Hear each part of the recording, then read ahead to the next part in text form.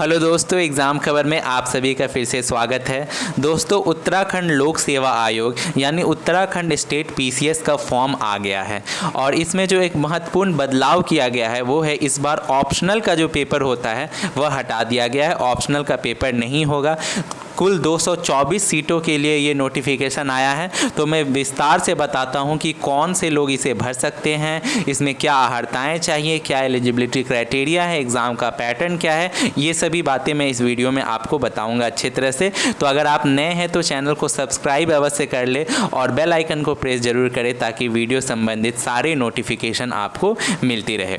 तो दोस्तों, उत्तराखंड लोक सेवा आयोग में जो फॉर्म भरने की तिथि होगी वह 10 अगस्त 2021 से शुरू है और लास्ट डेट आपको ध्यान रखना है कि लास्ट डेट जो इसका होगा वह आपका 30 अगस्त 2021 को लास्ट होगा। और वहीं पे जो फ़ी भरने का भी जो लास्ट डेट है वह आपका 30 अगस्त 2021 तक ही है। इसके बाद कुछ इम्पॉर्टेंट बातें और कि बहुत सारे छात्र इस चीज़ को लेकर कंफ्यूज रहते हैं कि सर हम अभी ग्रेजुएशन में हैं, हमारी डिग्री चल रही है, तो क्या हम इस फॉर्म को भर सकते हैं या नहीं। तो मैं आपको बता दूं कि अगर आप फाइनल ईयर में हैं और आपका एग्ज़ाम हो चुका है और 30 अगस्त से पहले आपका अगर रिज़ल्ट आ जा रहा है तो ही आप इस फॉर्म को भर सकते हैं। अगर उसके बाद आपका रिजल्ट आएगा तो आप इस फॉर्म को नहीं भर सकते हैं। यानी कि आपको 30 अगस्त तक आप ग्रेजुएट होने चाहिए, आपका ग्रेजुएशन कंप्लीट होना चाहिए, आपका रिजल्ट आ गया होना चाहिए। तो ये बात आप ध्यान में अवश्य रखेंगे।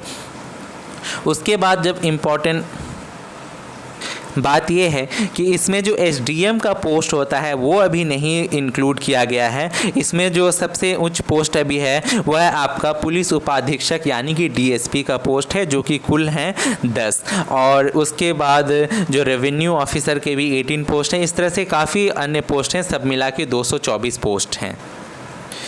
अगर हम एलिजिबिलिटी क्राइटेरिया की बात करें तो आपका जो न्यूनतम एज है, जो मिनिमम एज है, वो 21 ईयर होना चाहिए और मैक्सिमम एज इसमें 40 ईयर्स दिया गया है। और जबकि आप अगर ओबीसी या फिर एससी एसटीज़ रिजर्व कैटेगरी से बिलोंग करते हैं तो आपको उसकी छूट भी दी जाएगी। और एलिजिबिलिटी क्राइटेरिया देखें तो मैंने आपको पहले ही बताया कि ग्रेजुएट कंप्लीट होना चाहिए आपका। इसके अलावा जो है अगर ये अधिमानी अहर्ता है यानी कि आपका अगर ये होता है तो अच्छा रहेगा, उसमें है कि अगर आपने सेना में 2 वर्ष तक काम अगर किया हो या फिर आप एनसीसी के जो बी ग्रेड जो सर्टिफिकेट होता है वो आपके पास हो तो आपको अधिक वरीयता दी जाएगी। ये बात आप ध्यान में रखेंगे। लेकिन अगर आपके पास ये चीज़ें नहीं हैं फिर भी आप एलिजिबल हैं, सिर्फ आपका अगर ग्रेजुएशन कंप्लीट है तो आप इस एग्ज़ाम के लिए एलिजिबल हैं। अधिकतम आयु जो है वो मैंने आपको बता दिया था कि 40 इयर्स है, लेकिन नोटिफिकेशन ध्यान से देखने पे इसमें है 42 इयर्स जो है वो अधिकतम आपकी आयु होनी चाहिए, यानी 42 वर्षों तक के आप भर सकते हैं। इसके अलावा आपको जो ओबीसी एससी एसटी जो रिजर्व कैटेगरीज है उसमें जो फ़ायदा मिलेगा वो अलग है। अब अगर एग्ज़ाम फ़ी की बात करें तो जो जनरल कैटेगरीज़ हैं या ओबीसी कैटेगरीज़ हैं उन्हें 176.55 रुपये लगेंगे और वहीं जो रिज़र्व कैटेगरीज़ हैं जैसे कि अनुसूचित जाति, अनुसूचित जनजाति, उन्हें 86.55 यानी 86.55 रुपीज़ लगेंगे। वहीं जो दिव्यांगजन हैं जो पीडब्ल्यूडी में आते हैं उन्हें 26.55 लगेंगे शुल्क। तो ये शुल्क काफ़ी कम है जो अच्छा है। इसके अलावा हम कुछ और चीज़ें देख लेते हैं एग्ज़ाम से। एग्ज़ाम का जो पैटर्न है वो प्री मेंस और इंटरव्यू ही है। प्री में आपके 2 पेपर्स होंगे, एक जो है वो जीएस का पेपर होगा और दूसरा जो है वो सीसेट का पेपर होगा। और सीसेट का पेपर जो है वह पासिंग इन नेचर होगा, यानी कि आपको 33 नंबर ही लाने हैं। वहीं जीएस के पेपर के अनुसार ही आपका रिजल्ट बनेगा। और जो प्रीलिम्स में जीएस का जो पेपर होगा उसका भी मार्क्स जो है आपका फाइनल मेरिट लिस्ट में नहीं जोड़ा जाएगा, बल्कि वो सिर्फ एग्ज़ाम क्वालिफाई करने के लिए है, आपको कट ऑफ पास करने के लिए है ताकि आप मेंस का एग्ज़ाम दे सके। और दूसरी इम्पॉर्टेंट बात आपको जो एकदम ध्यान में रखनी है वो है कि इसमें आपको ऋणात्मक मूल्यांकन की जाएगी, यानी कि नेगेटिव मार्किंग की जाएगी। आपको 1/4 जो मार्क्स है वो नेगेटिव रखा गया है। तो आप ये उत्तर टिक करते समय ध्यान दें। और जो प्रिलिमिनरी में जो जीएस का पेपर होता है वो मल्टीपल चॉइस क्वेश्चंस होते हैं, एमसीक्यू होते हैं, ये तो आप जानते ही हैं।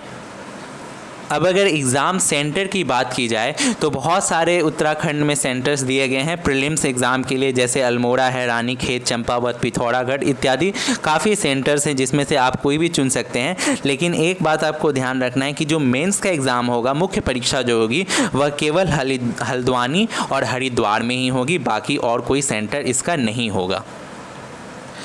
प्री के अगर क्वेश्चन पैटर्न की बात की जाए तो एमसीक्यू फॉर्मेट होगा और जो जीएस का पेपर होगा उसमें 150 क्वेश्चंस होंगे और सबके एक एक मार्क्स आपको मिलेंगे और 2 घंटे का समय रहेगा। और आपको मैंने बताया कि नेगेटिव मार्किंग भी इसमें रहेगी।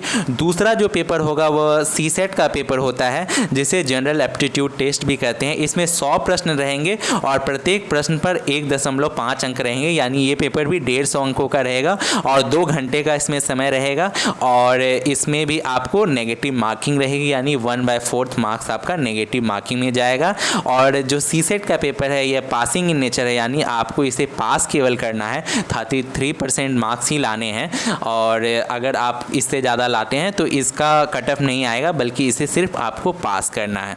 तो 4 घंटे के एग्ज़ाम है, 300 नंबर का एग्ज़ाम है। अब मेंस की बात करें तो मेंस में बहुत ही महत्वपूर्ण चेंज ये है कि इसमें ऑप्शनल का पेपर नहीं है, बल्कि जीएस के ही पेपर में बढ़ोतरी की गई है। तो जो फर्स्ट पेपर होगा वो लैंग्वेज का पेपर होगा और इसमें हिंदी और इंग्लिश दोनों रहेंगे।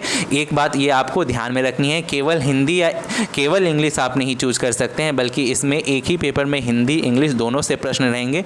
और इसका अंक जो रहेगा ये 300 मार्क्स का पेपर रहेगा और 3 घंटे का पेपर रहेगा। जो दूसरा पेपर रहेगा यह आपका रहेगा भारत का इतिहास, राष्ट्रीय आंदोलन, समाज एवं संस्कृति, यानी कि आपका हिस्ट्री और आर्ट एंड कल्चर से संबंधित ये पेपर रहेगा। सोसाइटी के भी इसमें क्वेश्चंस रहेंगे और इसका जो अंक रहेगा ये 200 नंबर का रहेगा और 3 घंटे का पेपर रहेगा। और यहाँ बता दूं कि मेंस के परीक्षा में कोई नेगेटिव मार्किंग नहीं होती है। वहीं जो थर्ड पेपर होगा यह आपका भारतीय राज्य व्यवस्था, सामाजिक न्याय एवं अंतर्राष्ट्रीय संबंध, यानी इंडियन पॉलिटी, इंटरनेशनल रिलेशन और सोशल जस्टिस वाला पेपर रहेगा।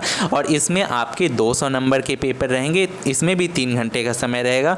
जो फोर्थ पेपर रहेगा वो आपका रहेगा भारत एवं विश्व का भूगोल, यानी कि ज्योग्राफी रहेगा। इसमें इंडियन ज्योग्राफी और वर्ल्ड ज्योग्राफी से ये भी 200 नंबर का रहेगा और 3 घंटे का समय होगा। जो पाँचवा पेपर होगा ये आपका आर्थिक एवं सामाजिक विकास, यानी इकोनॉमिक एंड सोशल डेवलपमेंट से रहेंगे इसमें क्वेश्चन और 200 नंबर के ये भी रहेंगे, 3 घंटे का समय रहेगा।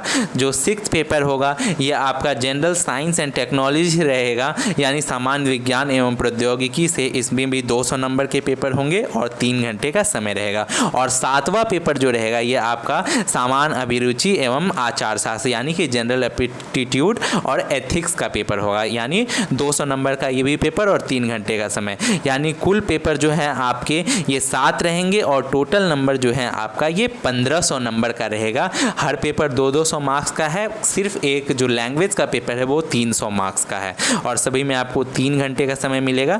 तो ये आपको ध्यान में रखना है। और आपको भाषा का जो प्रश्न पत्र है उसमें आपको 35% मार्क्स लाना अनिवार्य है। अगर उससे कम आप मार्क्स लाते हैं तो आपके बाकी पेपर्स चेक नहीं होंगे, तो ये बात भी आपको ध्यान में रखना है। इसके बाद जो होगा वो इंटरव्यू होगा और इंटरव्यू भी 200 मार्क्स का है, तो काफ़ी वेटेज है इंटरव्यू का, ये आप ध्यान में रखेंगे।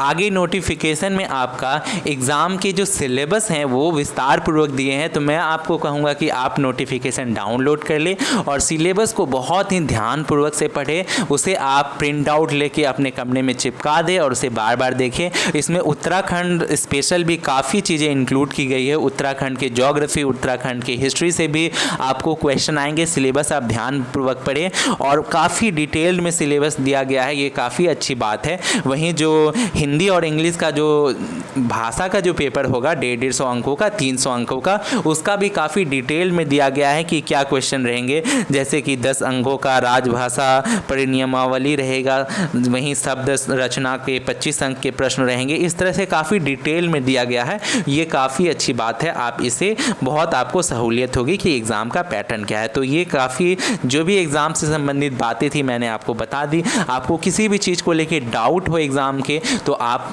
कमेंट बॉक्स में बेझिझक पूछ सकते हैं, मैं आपको उसे बतला दूंगा। तो वही वीडियो आपको अगर पसंद आया हो तो इसे लाइक करें, और किसी तरह की आपको कोई और जानकारी चाहिए तो कमेंट बॉक्स में लिखें, और नए हैं तो चैनल को सब्सक्राइब ज़रूर कर दें। धन्यवाद।